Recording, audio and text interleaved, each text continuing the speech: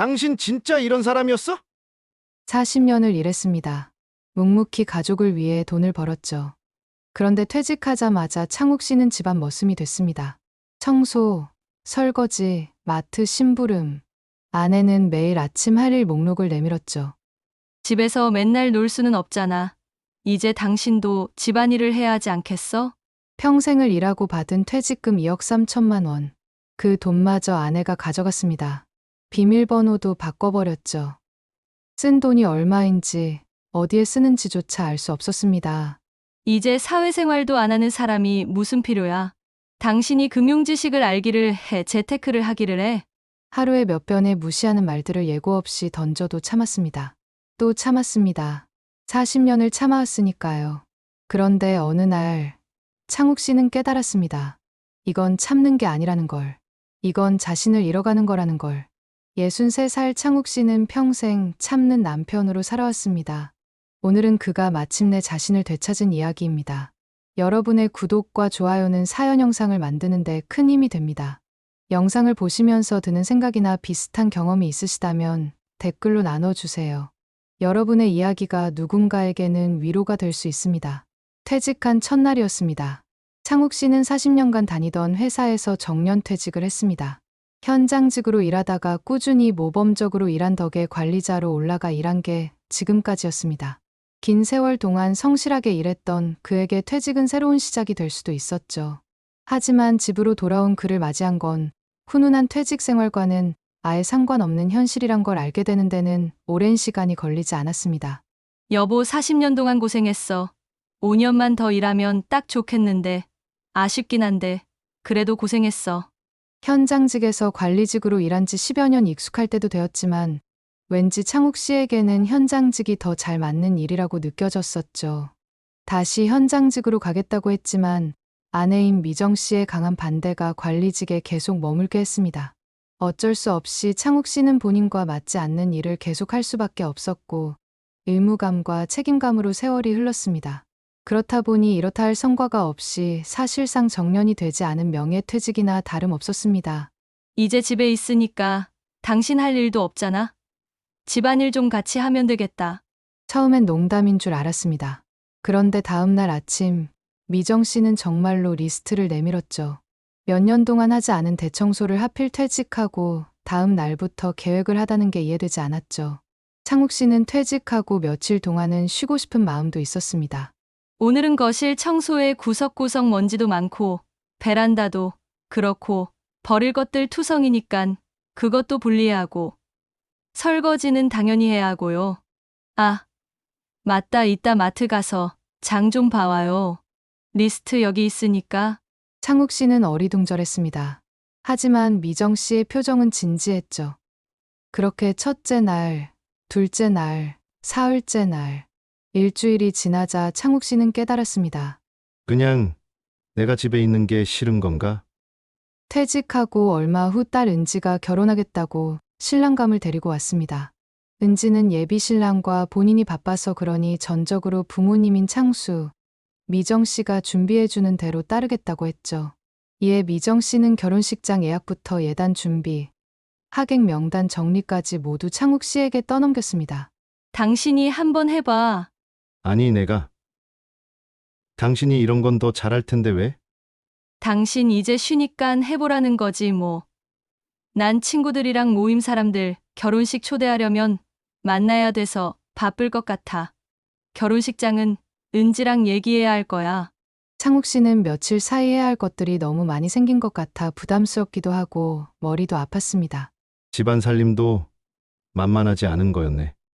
생각을 하며 새삼 아내가 대단하다고 생각도 되었고 고맙기까지 했습니다.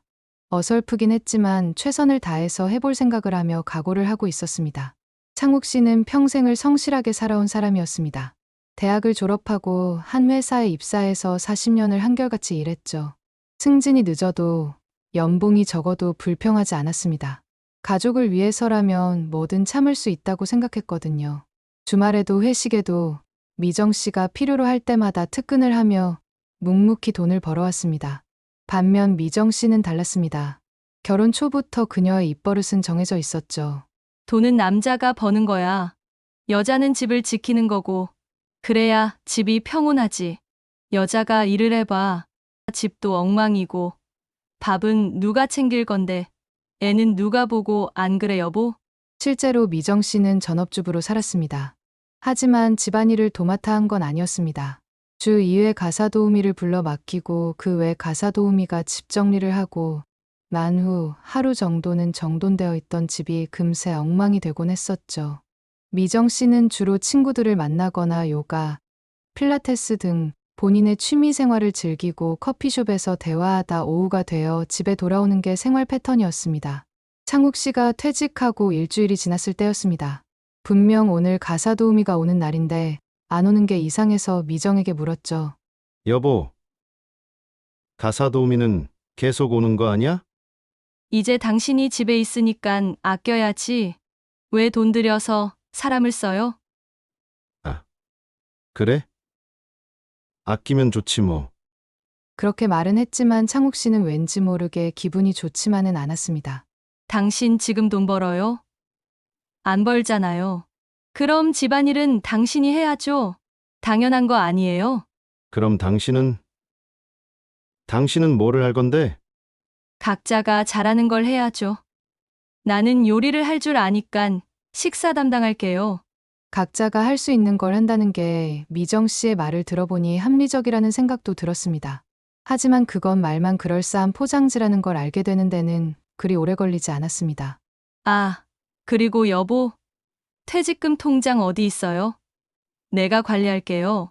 내가 관리하려고 했는데 왜? 무슨 소리야.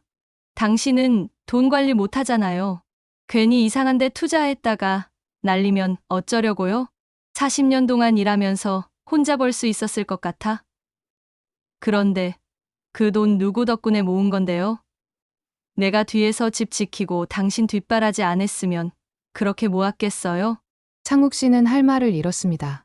미정 씨는 그 틈을 놓치지 않고 통장을 가져갔습니다. 며칠 후 창욱 씨가 조심스럽게 말했습니다. 여보, 친구들이랑 저녁 약속이 있는데 돈 좀 줘. 얼마 필요한데요? 그래도 오랜만에 만나는데 10만 원 정도면. 미정 씨는 한숨을 푹 쉬더니 지갑을 꺼냈습니다. 자, 5만 원. 이거면 충분해. 쓰고 부족하면 전화해. 아껴 쓰고. 마치 어린아이에게 용돈을 주듯이 말하는 아내를 보며 이제 자신은 아무것도 아닌 사람이 된 것 같았죠. 그 무력감은 시간이 지날수록 더 깊어져만 갔습니다. 60 바라보는 나이에 돈 10만 원도 마음대로 못 쓴다고 생각하니 마음이 우울해졌습니다. 알았어. 그럼 다녀올게. 창욱 씨의 모임이 끝난 후 저녁 10시가 넘어 집에 도착했을 때였습니다. 집안에 음식물 냄새가 나서 부엌 쪽으로 가보니 배달 음식을 시켜 먹은 모양이었습니다. 그때 마침 거실에 졸고 있던 미정 씨가 눈을 뜨며 일어났습니다. 저녁은 먹었어?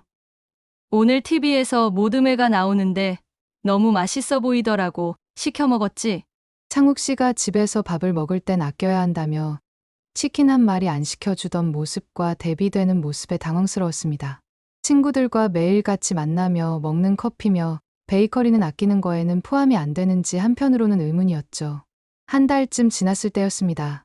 3개월에 한 번씩 정기적으로 모이는 부부 동반 모임 날이었습니다. 갈비집에 다른 부부들이 먼저 와서 고기를 굽고 있었죠. 식사가 시작되고 이런저런 이야기가 오갔죠. 그런데 미정 씨가 갑자기 창욱 씨를 화제에 올렸습니다. 우리 집 남편은 이제 삼식이에요. 집안일 담당이에요. 은퇴하면 다 그런 거 아니에요? 모임 사람들이 웃음을 터뜨렸습니다. 창욱 씨는 웃지도 울지도 못한 채 묘한 표정을 지을 수밖에 없었습니다. 미정 씨의 말에 재밌지도 않았고 오히려 퇴직 후 움츠려 있던 자신을 더 움츠리게 만드는 것 같았습니다. 어머머, 정말요? 창욱 씨가 집안일을 해요? 우리 남편도 빨리 퇴직하라고 해야겠다. 하하. 그럼요. 도우미가 따로 없어요. 청소, 설거지, 빨래까지. 요즘엔 장도 보러 다니고 처음엔 서툴렀는데 이제 제법 하더라고요. 미정 씨는 마치 자랑하듯 말을 이었습니다. 모임 친구들은 재미있다는 듯 맞장구를 쳤고 창욱 씨의 표정은 점점 굳어져 갔죠. 그런데도 미정 씨의 말은 거기서 끝나지 않았습니다. 우리 딸 결혼 준비도 다 남편이 하고 있어요. 예식장 알아보고 예단 준비하고 제가 바쁘니까 당신이 알아서 하라고 했죠? 창욱 씨는 참다 못해 끼어들었습니다. 여보, 그만해. 왜요? 뭐가 어때서? 순간 창욱의 표정을 읽은 모임 사람들이 눈치를 챘는지 테이블이 조용해졌습니다. 미정 씨는 개의치 않고 말을 이었죠. 지금 당신 할 일이 그거밖에 더 있어요? 친구들은 서로 눈치를 보며 어색하게 웃었습니다. 창욱 씨는 얼굴이 화끈거렸습니다. 모임에서 자신을 이렇게까지 궁지로 몰아도 되는 것인지 당장 일어나서 집으로 돌아가고 싶었던 걸 꾹 눌러 참느라 힘든 눈치였습니다. 집으로 돌아오는 차 안, 창욱 씨가 조심스럽게 말했습니다. 여보, 아까 그건 좀 심했어. 사람들 앞에서 그렇게 말하면 뭐가 심해요? 내 기분은 생각 안 해? 남편 자존심 좀 챙겨주면 좋잖아? 미정 씨가 코웃음을 쳤습니다. 자존심? 돈도 안 버는 거 다 뻔히 아는데 무슨 자존심이야? 그리고 거기서 당신 자존심 상할 말이 뭐가 있어? 그래도 남들 앞에서 그런 식으로 말하면 내가 뭐가 돼? 꼭 해야 하는 말도 아니고 불필요한 말을 왜 하냐고? 그래서 뭐 어쩌라고요? 사실인데 뭐가 문제예요? 당신 지금 뭐 하는 사람이에요? 창욱 씨는 숨을 깊이 들이쉬며 말했습니다. 그래도 내가 40년을 일했어. 지금까지 여유 있지는 않았지만 우리 집도 내가 벌어서. 미정 씨가 말을 잘랐습니다. 벌었다잖아요, 과거형이라고요. 지금은 안 벌잖아요. 그리고 당신 말 잘했어. 여유 있게 벌어다 준 것도 아니고. 한평생 돈 걱정하게 만든 사람이 누군데 지금 와서 40년 운운하면서 왜 생색을 내? 그러는 난 그냥 놀기만 했어. 살림에 육아에 나도 바쁘게 살았어. 왜 이래? 그만하자. 논리를 떠나서 아내의 말을 이길 수 있는 길이 없는 것 같았습니다. 하고 싶고 할 수 있는 말은 많은 것 같은데 왜 이렇게 아내 미정 씨와 말다툼을 할 때면 말이 안 나오는지 의문이었습니다. 당신 그 퇴직금도 내가 관리하니까 그나마 지키고 있는 건 줄 알아. 그날 밤 창욱 씨는 잠을 이룰 수 없었습니다. 자존심이 바닥까지 떨어진 기분이었죠. 그리고 앞으로는 아내와 함께라면 모임에 나가고 싶은 생각도 들지 않았습니다. 그날 이후로 창욱 씨는 모임에 나가지 않았습니다. 미정 씨가 부부 동반 모임이 있다고 해도 이런저런 핑계로 참석하지 않았습니다. 또 다시 모임 사람들 앞에서 창피할 바에야 차라리 집에서 혼자 있는 게 편하다고 생각이 들었죠. 당신 요즘 왜 이래요? 모임도 안 나가고 집에만 있으면 뭐 해요? 자꾸 활동을 해야 안 늙지. 난 그냥 집에 있는 게 편해서 그래. 사람들이 자꾸 나만 참석하니깐 이상해서 물어보잖아. 창욱 씨, 어디 아프냐고. 미정 씨는 남편이 모임에 안 나가는 이유를 모르는 건지 아는데도 모른 척하는 건지 알 수 없었습니다. 창욱 씨는 그저 대답 없이 고개만 끄덕였죠. 한 달쯤 지났을 때였습니다. 창욱 씨는 마트에서 장을 보고 돌아오는 길이었습니다. 무거운 장바구니를 들고 힘겹게 걷고 있는데 맞은편에서 아는 얼굴이 보였습니다. 형님? 창욱 형님 아니세요? 회사 후배였습니다. 10여 년을 같이 일했던 사이였죠. 왜 하필 지금? 창욱 씨는 반갑기도 했지만 한편으로는 장바구니를 든 자신의 모습이 부끄러웠습니다. 아, 진수. 오랜만이네. 형님 잘 지내셨어요? 장 보고 들어가시는 길인가 봐요? 후배는 악의 없이 웃었지만 창욱 씨는 얼굴이 화끈거렸습니다. 뭐, 집에서 할 일이 이것밖에 더 있나? 그래도 대단하세요. 저는 퇴직하면 여행이나 다니려고 하는데 형님은 그런 계획 없으세요? 여행? 창욱 씨는 그런 생각조차 해본 적이 없었습니다. 퇴직금을 미정 씨가 관리하고 있으니 여행은커녕 용돈 10만 원 쓰는 것도 눈치가 보였죠. 여행도 좋지. 나중에? 그럼 나 먼저 가네. 네, 형님 건강하세요. 집으로 돌아오는 길, 창욱 씨는 무거운 발걸음을 옮겼습니다. 후배의 말이 자꾸만 머릿속을 맴돌았습니다. 나는 퇴직하고 뭘 하고 있는 거지? 집에 도착하자 미정 씨는 보이지 않았습니다. 거실 테이블 위에 쪽지가 놓여 있었죠. 친구들이랑 점심 먹으러 나갔어요. 저녁 때 들어올게요. 창욱 씨는 쪽지를 보며 허탈하게 웃었습니다. 분명 미정 씨는 각자 잘하는 걸 하자며 자신은 식사를 담당하겠다고 했었죠.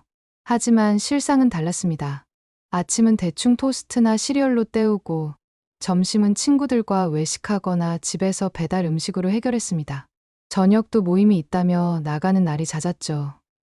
결국 창욱 씨가 직접 밥을 해 먹거나 혼자 끼니를 해결하는 날이 더 많았습니다. 창욱 씨는 장바구니를 부엌에 내려놓고 냉장고 문을 열었습니다. 어제 아침에 먹다 남은 계란말이와 김치가 전부였습니다. 각자 잘하는 걸 한다더니 창욱 씨는 쓴웃음을 지으며 라면을 꺼냈습니다. 그렇게 혼자 라면으로 점심을 때우고 설거지를 하고 장 본 것들을 정리했습니다. 며칠 후였습니다. 창욱 씨는 우연히 통장 내역을 보게 됐습니다. 미정 씨가 화장실에 가면서 핸드폰을 거실 테이블에 놔둔 것이었죠. 화면에는 은행 앱이 켜져 있었고 퇴직금 통장 내역이 보였습니다. 창욱 씨는 무심코 화면을 보다가 눈이 커졌습니다. 120만 원, 80만 원, 200만 원. 한 달 사이에 나간 돈이 800만 원이 넘었습니다. 창욱 씨는 황급히 더 위로 올려봤습니다. 지난달에도 비슷한 금액이 나갔고 그 전달에도 마찬가지였죠. 사용처를 보니 대부분 백화점, 고급 레스토랑, 카페였습니다. 창욱 씨는 손이 떨렸습니다. 자신은 친구들 만날 때 5만 원도 아껴 쓰라고 했으면서 미정 씨는 한 달에 800만 원씩 쓰고 있었던 것입니다. 뭐 해요? 뒤에서 미정 씨의 목소리가 들렸습니다. 창욱 씨는 깜짝 놀라 핸드폰을 내려놨습니다. 아니, 핸드폰이 여기 있길래. 미정 씨는 창욱 씨의 손에서 핸드폰을 낚아챘습니다. 그러더니 화면을 보고는 얼굴이 굳어졌죠. 지금 내 통장 몰래 봤어요? 몰래 본 게 아니라 화면에 떠 있길래 그냥. 그냥 남의 핸드폰을 마음대로 봤다고요? 남의 핸드폰? 그게 내 돈인데. 창욱 씨의 목소리가 커졌습니다. 그동안 참아왔던 감정이 터져나오는 것 같았죠. 당신 한 달에 800만 원씩 쓰고 있었어? 나한테는 5만 원도 아까워하면서? 미정 씨는 잠시 당황한 듯 보였지만 곧 태연하게 말했습니다. 그게 뭐 어때서요? 내가 관리하는 돈인데 내가 쓰는 게 뭐가 문제예요? 당신이 관리하는 돈? 그게 내가 40년 일해서 모은 거잖아. 또 시작이네. 당신 혼자 번 것처럼. 내가 집 지키고 애 키우고 뒷바라지 안 했으면 그렇게 모았겠어요? 그래도 이건 아니잖아.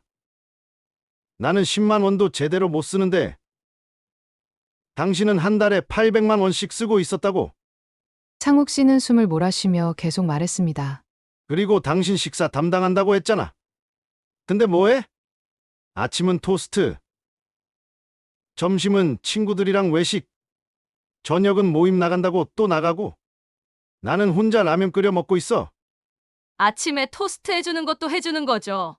점심에 친구 만나는 게 뭐가 문제예요? 저녁은 당신이 알아서 해 먹으면 되잖아요. 각자 잘하는 걸 한다고 했잖아. 당신이 식사 담당이라며? 미정 씨가 코웃음을 쳤습니다. 당신은 돈 쓸 데가 어디 있어요? 집에서 밥 먹고 TV 보는 게 전부인데? 나는 사람들도 만나야 하고 관리도 받아야 하고 옷도 사야 하잖아요. 사람들 만나는 건 나도 마찬가지잖아. 근데 왜 나는 5만 원으로 때우고 당신은 몇백만 원씩 쓰는 거야? 당신이랑 나랑 만나는 사람 수준이 달라요. 내 친구들은 다들 여유 있는 사람들이에요. 나도 체면이 있지. 초라하게 나갈 수는 없잖아요. 창욱 씨는 할 말을 잃었습니다. 미정 씨는 계속 말을 이어갔습니다. 그리고 그 돈 어차피 우리 돈이잖아요.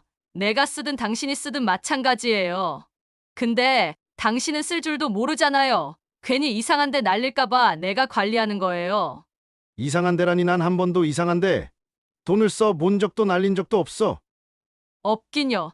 당신이 돈 관리를 제대로 했으면 지금 더 많이 모았을걸? 내가 관리하니까 그나마 이만큼 남아있는 줄 알아? 창욱 씨는 입을 다물었습니다. 아무 말도 할 수 없었죠. 그러니까 당신은 가만히 있어요. 돈 관리는 내가 알아서 할 테니까. 미정 씨는 그렇게 말하고는 방으로 들어가 버렸습니다.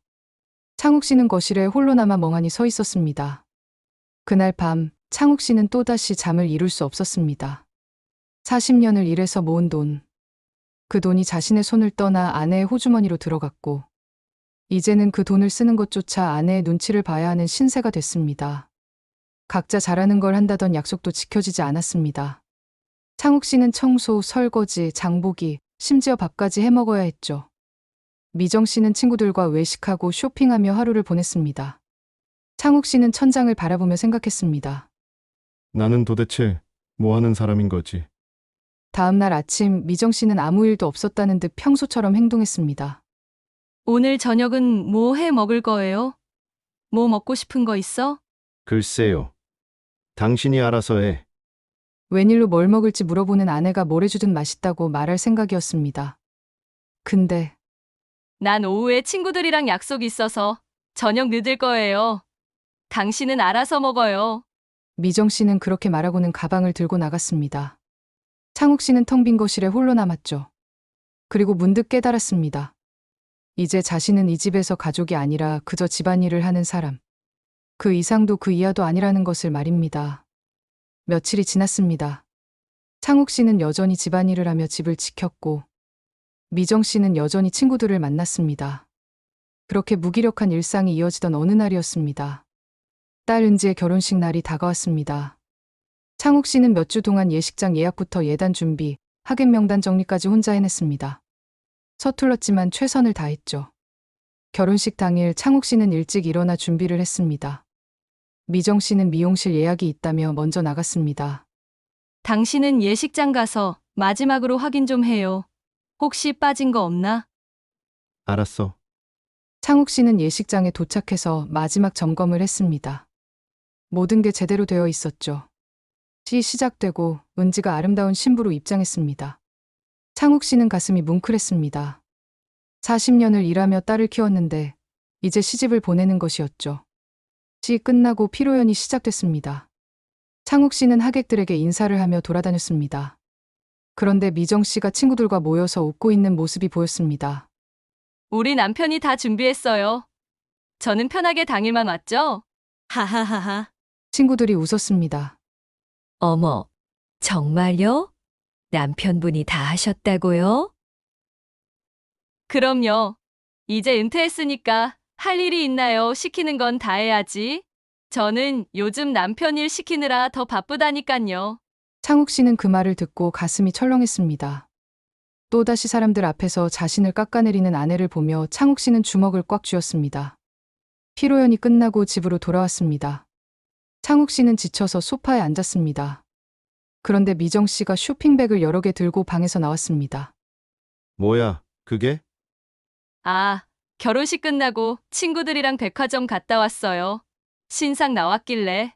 창욱 씨는 쇼핑백의 로고를 보았습니다. 명품 브랜드였죠. 얼마야? 왜요? 당신이 관리하는 돈도 아닌데. 미정 씨는 태연하게 말하며 쇼핑백을 방에 들고 들어갔습니다. 창욱 씨는 소파에서 일어나 미정 씨를 따라갔습니다. 나도 알 권리는 있잖아. 그게 내가 40년 일해서 모은 돈이니까. 또 시작이네. 250만 원이요. 만족해요? 250만 원? 창욱 씨는 귀를 의심했습니다. 가방 하나가 250만 원이야? 그래요. 친구들 다 들고 다니는데 나만 없을 수는 없잖아요. 당신 정신 있어 지금? 창욱 씨의 목소리가 떨렸습니다. 나한테는 5만 원도 아까워하면서 당신은 가방 하나에 250만 원을 써? 당신은 쓸 데가 없잖아요. 미정 씨가 소리쳤습니다. 당신 지금 뭐해요? 집에서 청소하고 설거지하고 TV 보는 게 다잖아요. 그런 사람한테 돈이 왜 필요해요? 그 말에 창욱 씨는 숨이 턱 막히는 느낌을 받았습니다. 당신 진짜 이런 사람이었어?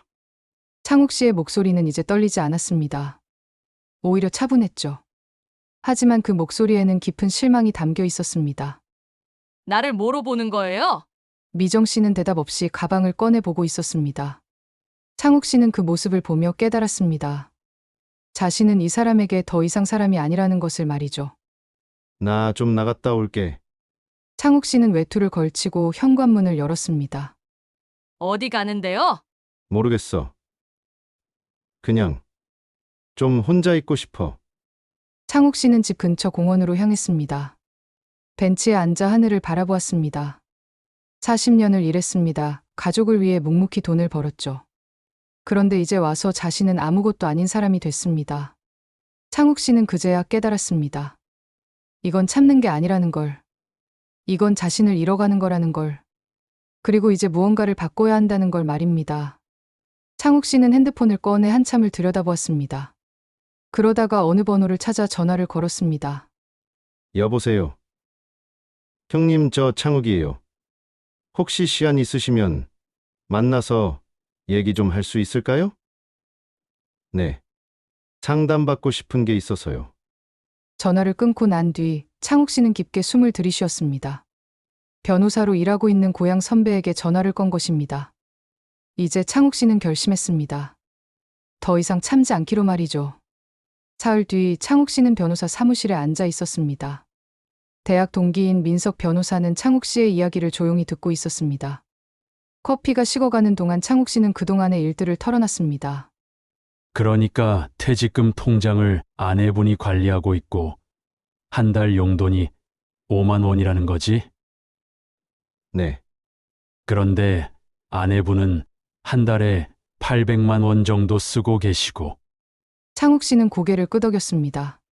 창호가 일단 통장부터 확인해봐. 지금 얼마나 남아 있는지. 그러자 창욱 씨가 수심 가득한 표정으로 말했습니다. 근데 비밀번호를 몰라서. 은행 가면 본인 확인하고 재발급 받을 수 있어. 내일 당장 가봐. 창욱 씨는 고개를 끄덕였습니다. 다음 날 창욱 씨는 은행에 갔습니다. 신분증을 제시하고 본인 확인을 거쳐 통장 잔액을 확인했습니다. 창욱 씨는 그 숫자를 보고 얼어붙었습니다. 퇴직금 2억 3천만 원. 지금 남은 금액은 7,500만 원이었습니다. 석 달 만에 1억 5,500만 원이 사라진 것입니다. 고객님, 괜찮으세요? 은행원이 걱정스럽게 물었습니다. 창욱 씨는 손이 떨렸습니다. 이 돈이 어디에 쓰인 건지 알 수 있나요? 거래 내역서 출력해 드릴까요? 네. 부탁드립니다. 잠시 후 두툼한 거래 내역서가 나왔습니다. 창욱 씨는 그 내역을 보며 현기증을 느꼈습니다. 백화점 300만 원, 500만 원, 800만 원. 고급 레스토랑, 명품 매장, 해외 직구. 그리고 한 가지 더 눈에 띄는 게 있었습니다. 김인숙 3천만 원.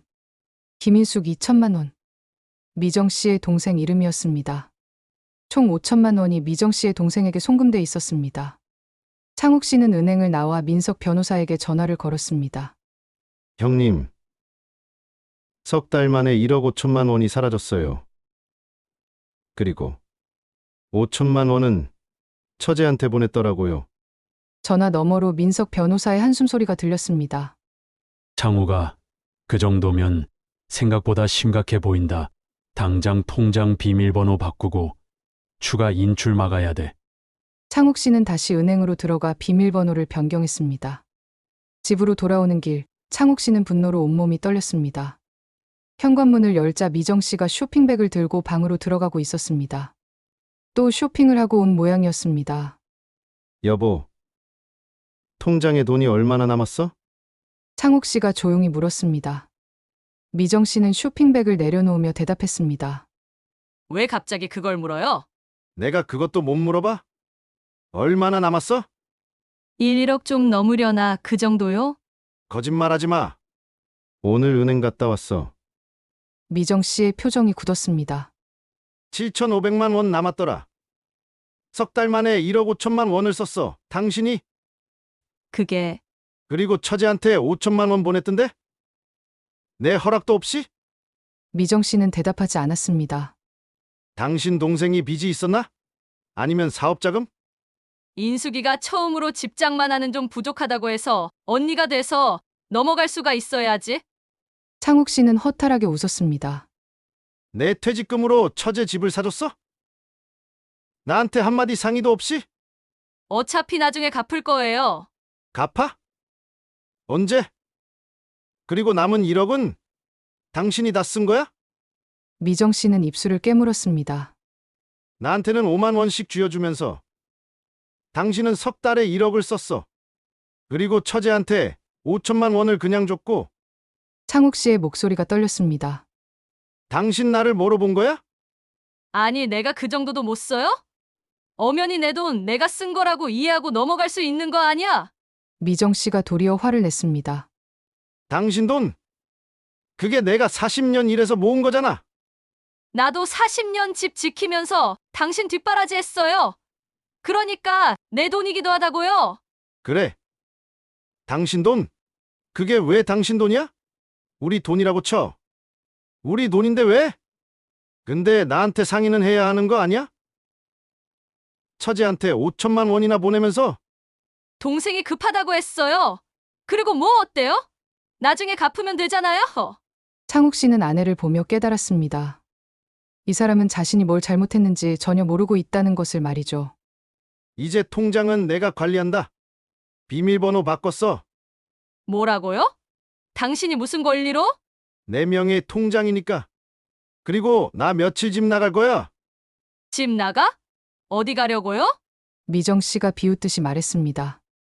갈 데도 없으면서 돈도 없는 주제에. 그 말에 창욱 씨는 오히려 마음이 편해졌습니다. 이제 더 이상 미련을 가질 필요가 없다는 것을 확실히 알았으니까요. 당신은 끝까지 그렇게 나오는구나. 창욱 씨는 가방을 들고 방으로 들어갔습니다. 옷가지를 챙기기 시작했죠. 진짜 나가는 거예요? 나가면 끝이에요. 그래. 끝이면 끝이지. 창욱 씨는 가방을 들고 현관으로 향했습니다. 여보, 당신 나가면 후회할 거야. 당신 없어도 난 잘 살아. 미정 씨가 소리쳤지만 창욱 씨는 뒤도 돌아보지 않았습니다. 현관문을 닫는 순간 뒤에서 무언가 깨지는 소리가 들렸습니다. 미정 씨가 화병을 던진 모양이었습니다. 창욱 씨는 묵묵히 걸었습니다. 며칠 동안 지낼 근처 고시원으로 향했습니다. 좁은 방에 짐을 풀고 침대에 누우니 눈물이 났습니다. 40년을 일했습니다. 그런데 석 달 만에 평생 일에 받은 퇴직금의 반이 사라졌죠. 하지만 창욱 씨는 알고 있었습니다. 돈보다 더 큰 걸 잃었다는 것을. 아내에 대한 신뢰, 자존감, 그리고 자신의 인생을 말입니다. 그날 밤 창욱 씨는 조용히 중얼거렸습니다. 이제 나를 되찾아야겠어. 일주일이 지났습니다. 창욱 씨는 고시원에서 지내며 생각을 정리했습니다. 민석 변호사와 여러 번 만나 상담을 받았고 앞으로의 계획을 세웠습니다. 미정 씨에게서 전화가 수십 통 왔지만 받지 않았습니다. 문자도 왔습니다. 당신 언제까지 그렇게 있을 건데요? 집에 들어올 생각 없어요? 통장 비밀번호 알려주세요. 생활비가 필요해요. 창욱 씨는 문자를 읽고도 답장하지 않았습니다. 그러던 어느 날 딸 은지에게서 전화가 왔습니다.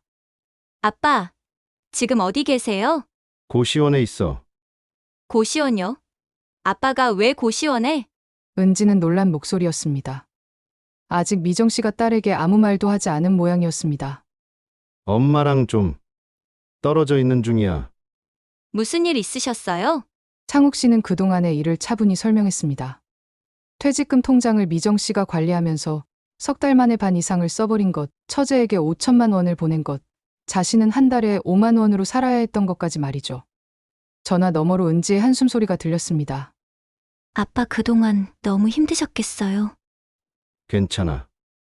이제는 좀 정리하려고. 엄마가 진짜 그렇게 하셨어요? 응. 아빠도 처음엔 믿기지 않았어. 은지는 잠시 말이 없었습니다. 아빠, 제가 엄마한테 얘기해 볼게요. 아니야. 내가 끼어들 일 아니야. 아빠가 알아서 할게. 그래도 은지야. 아빠는 괜찮아. 오히려 지금이 편해. 너는 신혼생활이나 잘해. 전화를 끊고 난 뒤 창욱 씨는 한숨을 쉬었습니다. 딸에게까지 이런 얘기를 해야 하는 현실이 서글펐습니다. 이틀 뒤 미정 씨에게서 또 전화가 왔습니다. 이번에는 받았습니다. 여보, 언제까지 그렇게 있을 거예요? 모르겠어. 당분간 이렇게 지낼 생각이야. 집에 들어와요. 우리 얘기 좀 해요. 얘기? 당신은 내 말 들을 생각도 없잖아. 그게 아니라 통장 비밀번호 좀 알려줘요. 생활비가 필요하다니까요. 역시나였습니다. 미정 씨는 여전히 돈 얘기만 하고 있었습니다. 당신 카드 있잖아. 그걸로 써. 한도가 다 찼어요. 이번 달 결제일에 막혀요. 창욱 씨는 허탈하게 웃었습니다. 당신 아직도 모르겠어? 이제는 당신 마음대로 못 쓴다고. 무슨 소리예요? 남은 돈은 내가 관리할 거야. 당신한테는 한 달에, 그래, 50만 원씩 줄게. 50만 원. 그걸로 어떻게 살아요? 나는 5만 원으로 살라고 했잖아. 50만 원이면 많은 거지. 미정 씨가 숨을 헐떡거렸습니다. 당신 진짜 1억이에요? 응.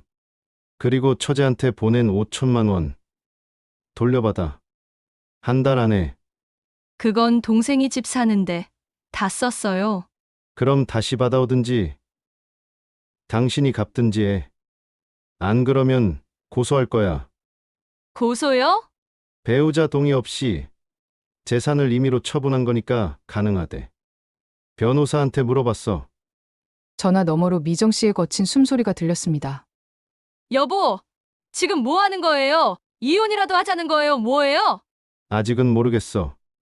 근데 당신이 변하지 않으면 그렇게 될 수도 있지. 내가 뭘 어떻게 변해요? 창욱 씨는 한숨을 쉬었습니다. 역시나 미정 씨는 자신이 뭘 잘못했는지 모르고 있었습니다. 됐어. 생각해봐. 그럼 끊을게. 여보, 여보! 창욱 씨는 전화를 끊었습니다. 한 달이 지났습니다. 창욱 씨는 여전히 고시원에서 지냈습니다.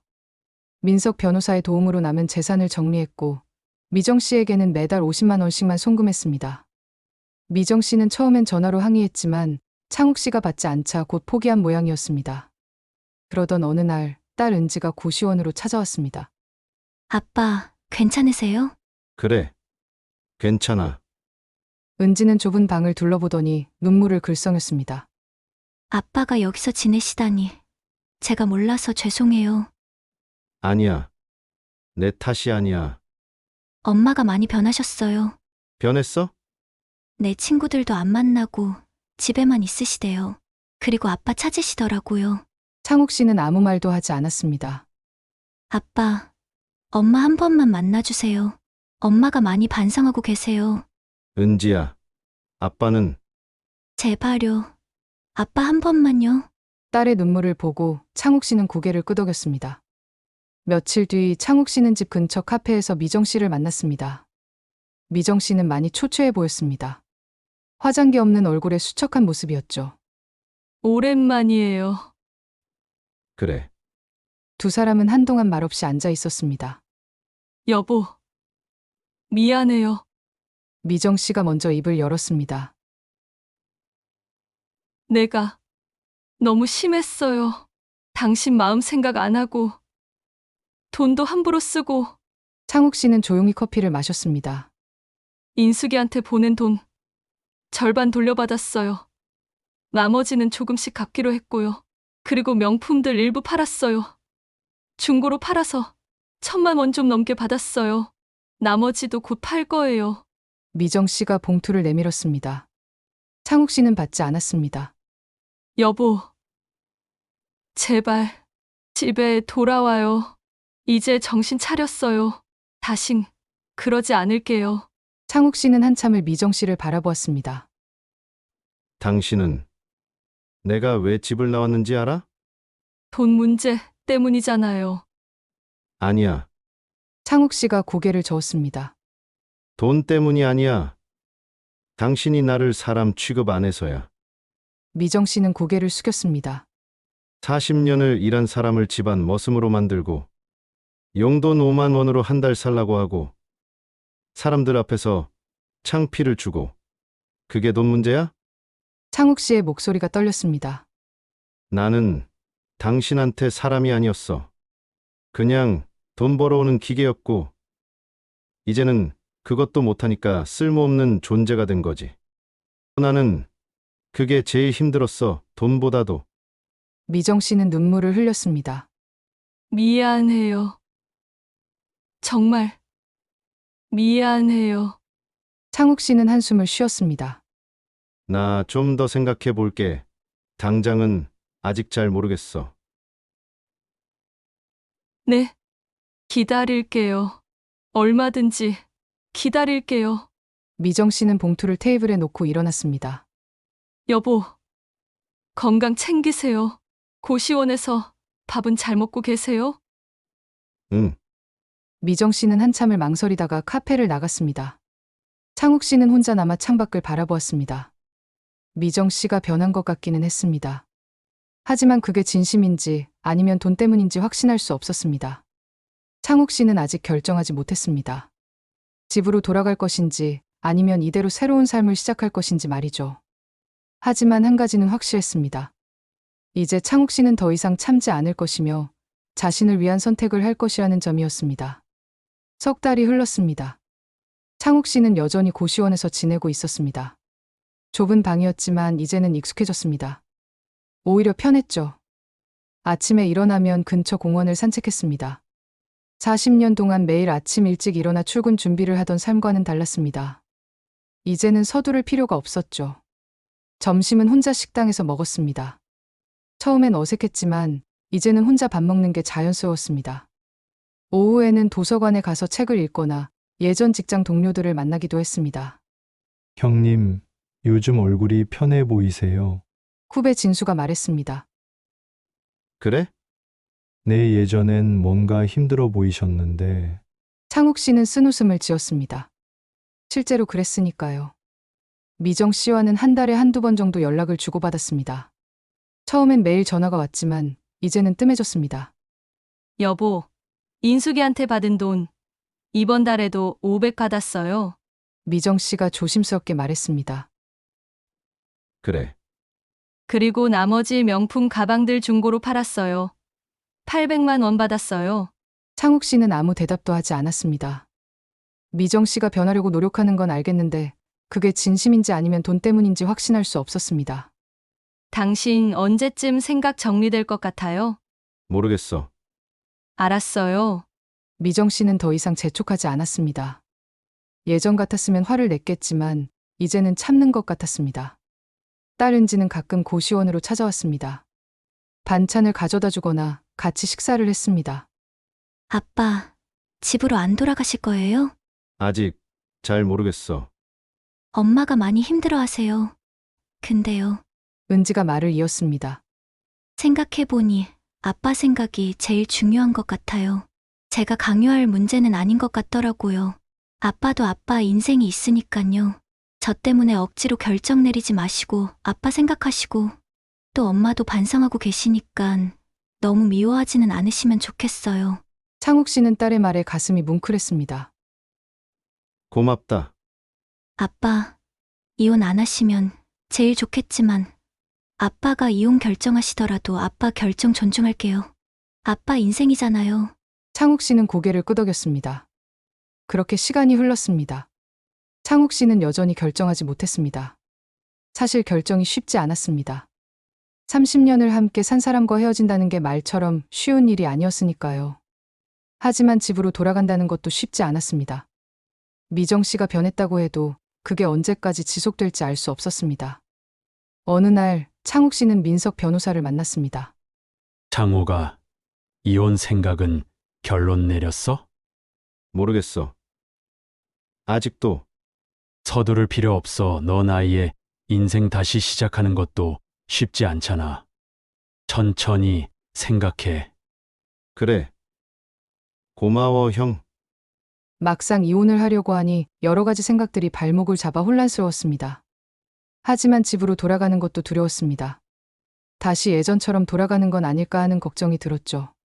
어느 봄날 창욱 씨는 공원 벤치에 앉아 있었습니다. 벚꽃이 흩날리고 사람들은 웃으며 걸어갔습니다.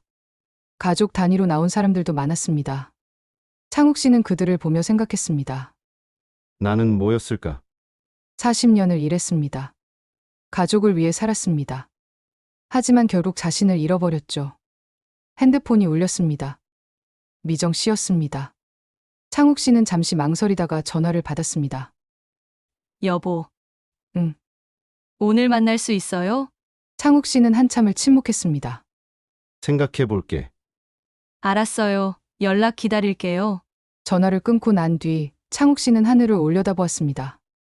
결정해야 할 때가 온 것 같았습니다. 더 이상 미룰 수 없었습니다. 집으로 돌아갈 것인가, 아니면 새로운 삶을 시작할 것인가.